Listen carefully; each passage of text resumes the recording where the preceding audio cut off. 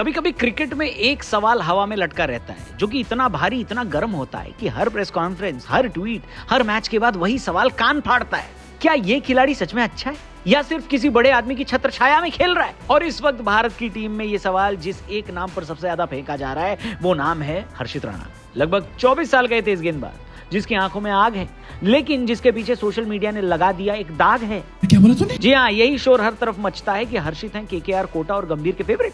अब इस बात में कितनी सच्चाई है, कितनी अफवाह है, यही कहानी आज क्रिको में बताई जाएगी। चल। हेलो हाय नमस्कार, क्रिको देख रहे हैं आप दोस्तों, मैं हूं रौनक। गंभीर का एक मजबूत ट्रेडमार्क है, अगर मैं तुम पर भरोसा कर लूं तो मैं आखिर तक तुम्हारे साथ खड़ा रहूंगा, और इसी भरोसे का कोई शिकार भी हो सकता है और बेनिफिशियरी भी। फिलहाल बेनिफिशियरी की लिस्ट में हर्षित राणा का नाम बार बार आता रहता है। बात तो सही है। सोशल मीडिया ने अपनी थ्योरी बना रखी है, राणा गंभीर के फेवरेट है, इनको हर फॉर्मेट में मौका इसलिए मिल रहा है क्योंकि हेड कोच सपोर्ट कर रहे हैं। लेकिन जब कोई यंग खिलाड़ी ये सुनता है तो उसके अंदर के खिलाड़ी को काफी चोट पहुंचती होगी, है कि नहीं? उसे घुटन होने लगती होगी और उसे लगता होगा कि उसकी मेहनत की कोई कीमत ही नहीं है। हर्षित के मन में भले ही ये सवाल उठते हों, लेकिन उसके चेहरे पर हेल्पलेसनेस नहीं बल्कि भारी भरकम कॉन्फिडेंस दिखता है। और यही बात भाई ने कुछ दिनों पहले इंटरव्यू में बोली थी। हर्षित ने कहा था, अगर मैं बाहर की नॉइस सुनना शुरू कर दूं तो मैं क्रिकेट नहीं खेल पाऊंगा। ये लाइन सिंपल है, पर 23 साल के लड़के के लिए ये मैच्योरिटी का एवरेस्ट है। लोग सिर्फ इतना देखते हैं कि हर्षित टीम इंडिया में है, लेकिन उन्हें यह नहीं दिखता कि हर मैच के पीछे कितने ओवर्स हैं, हर सिलेक्शन के पीछे कितने ब्रूजेस हैं। आईपीएल में केकेआर के लिए जब उसने डेब्यू किया था तब भी उसके बारे में कहा गया था कि ये गंभीर का डिक्टेट किया हुआ प्लेयर है। एक बार तो 2023 में विराट कोहली और राणा के बीच में बहस भी हुई थी, जब हर्षित के फुल टॉस गेंद पर विराट कॉटन बॉल हो गए थे। विराट ने उस बॉल को नो बॉल कहा, लेकिन अंपायर ने उन्हें आउट दे दिया और विराट गुस्से में तिल मिलाकर ग्राउंड से बाहर हो गए।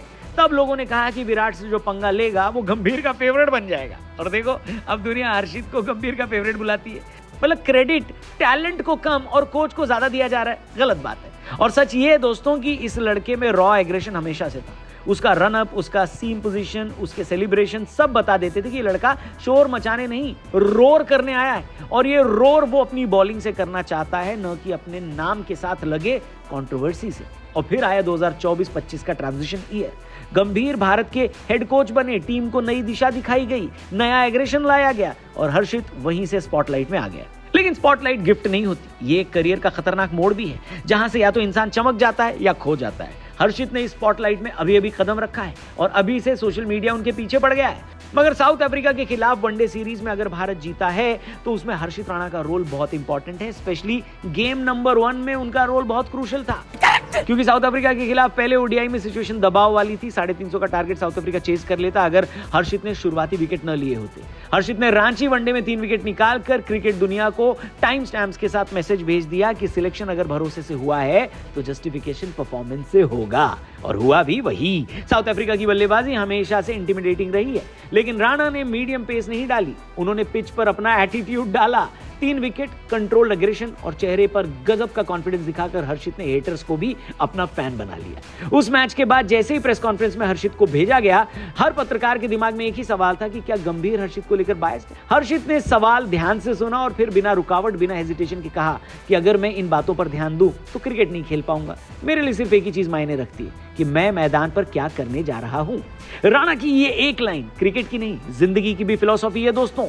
एक लड़का जिसके ऊपर इंटरनेट के इतने तीर चल रहे हों, जिसकी बॉलिंग की जगह उसकी सिलेक्शन पर जजमेंट हो रही हो, वो अगर इस तरह शांत रहकर जवाब दे तो समझ जाओ कि ये खिलाड़ी सिर्फ किसी कोच का फेवरेट नहीं है, ये खिलाड़ी अपने डिसिप्लिन का भी फेवरेट है।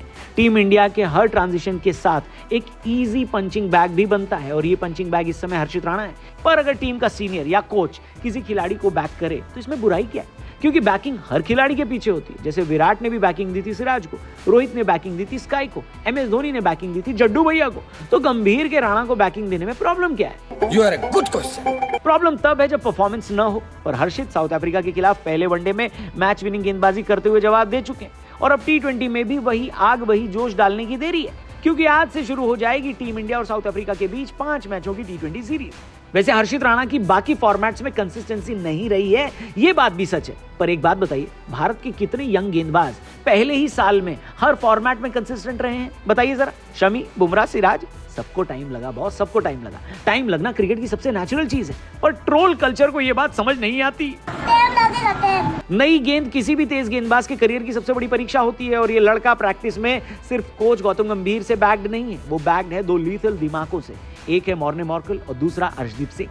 हर्षित कहते हैं कि मैं मॉर्ने सर के साथ नई गेंद पर बहुत काम कर रहा हूं और मैं अर्शदीप से बहुत बात करता हूं। उसके पास एक्सपीरियंस है, वो प्रैक्टिस में मेरी मदद करता है। सोचिए 23 साल का लड़का भारत के बॉलिंग कोच मॉर्कल के साथ स्किल शार्पन कर रहा है और अर्शदीप जैसे काम और स्मार्ट बॉलर से गाइडेंस भी ले रहा है। ये वो चीजें जो खिलाड़ी के इर्द गिर्द फैली नेगेटिव ऊर्जाओं को धीरे धीरे मार देती है, क्योंकि टैलेंट को पॉलिश करने के लिए इन्फ्लुएंस नहीं, एफर्ट चाहिए होता है, जो कि हर्षित लगा रहे हैं। देखा जाए तो टीम इंडिया का फ्यूचर फास्ट बॉलिंग लाइनअप बदल रहा है। शमी लंबे टाइम से बाहर चल रहे हैं, भुवी पहले ही निकल चुके हैं, प्रसिद्ध चोटों से जूझते रहते हैं। सिराज और बुमराह दो ही सीनियर ऑप्शंस बचे हैं जिन्हें रोटेशन पर रेस्ट मिलता रहता है। फ्यूचर में पेस की डेप्थ तभी बनती है जब किसी 23 साल के लड़के को 50 मैच दिए जाएं, न कि 5 मैच। और गंभीर यही कर रहे हैं। उन्होंने हर्षित को सिर्फ सपोर्ट नहीं दिया, उन्होंने उसे इन्वेस्टमेंट माना है। और हर इन्वेस्टमेंट में क्रिटिसिज्म होता है, डिले होता है, रिस्क भी होता है, लेकिन अगर इन्वेस्टमेंट पे ऑफ कर गया तो वो जैकपॉट होता है। अब बात आती है उस सवाल की जो हर व्यूअर दिमाग में लेकर इस वीडियो को देख रहा होगा कि क्या हर्षित राणा गौतम गंभीर के फेवरेट है? देखिए, इसका जवाब सिंपल नहीं है लेकिन साफ है। गंभीर के फेवरेट वो खिलाड़ी बनते हैं जो फियरलेस हो, जो एग्रेसिव हो, जो प्रेशर में न टूटें, जो लड़ाई पसंद करें, जो पीछे न हटें। गंभीर उन्हें ही पसंद करते हैं, शायद इसीलिए क्योंकि ये लड़का ग्राउंड पर डिलीवर करता है। और अगर कोई खिलाड़ी डिलीवर करे तो उसे बैकिंग मिलना एक क्रिकेटिंग नेसेसिटी है, न कि पॉलिटिक्स। ये बड़ी अच्छी बात कही आप। क्रिकेट में ये नॉइज, ये शोर कभी खत्म नहीं होगा दोस्तों। अगर हर्षित T20 सीरीज में कोई खास प्रदर्शन नहीं कर पाए तो फिर से सवाल उठेंगे। लोग फिर बोलेंगे कि यार ये तो गंभीर का लाडला है। पर एक दिन जब हर्षित राणा किसी बड़े टूर्नामेंट में इंडिया के लिए मैच विनिंग स्पेल डालेगा तो वही लोग ट्वीट करके कहेंगे कि वी ऑलवेज बैक्ड हिम। समझे? बड़ा हरामी हो बेटा। दोस्तों, हर्षित की कहानी अभी शुरू हुई है, लेकिन एक बात तय है कि ये लड़का फेवरेट नहीं, फाइटर है। और फाइटर्स को बैकिंग नहीं चाहिए, पिच चाहिए और हाथ में बॉल चाहिए। आप कमेंट करके बताइए आपको क्या लगता है, आज से शुरू हो रही T20 सीरीज में हर्षित राणा कोई छाप छोड़ पाएंगे? कमेंट करके बताना उनके बारे में क्या सोचते हो आप। अच्छा सोचते हो या आप भी उनके क्रिटिक हो, आप भी उनको ट्रोल करते हो? कमेंट करके बताना। जो भी ओपिनियन हो आपकी, आप लिखते हैं तो हमको पढ़ने बड़ा अच्छा लगता है। और हाँ, चैनल को भी सब्सक्राइब करके जाना, क्योंकि आप में से बहुत सारे लोग वीडियोस तो देखते हैं लेकिन चैनल सब्सक्राइब करके नहीं जाते। मेरा सवाल है क्यों? तो चैनल भी सब्सक्राइब करो। क्रिको पर डेली क्रिकेट की अमेजिंग वीडियोस के लिए आओ। फिलहाल यहां से जाओ। Thank you for watching. Bye bye.